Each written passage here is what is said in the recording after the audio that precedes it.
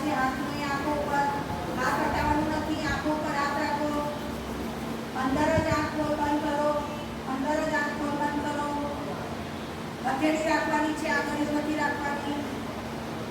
અંદર આંખ બંધ કરો, ધીરે ધીરે હાથ હટાવો, ધીરે ધીરે હાથ હટાવીને પોતાના આખા શરીર પર હાથ ફેરવો, ઉપરથી નીચે,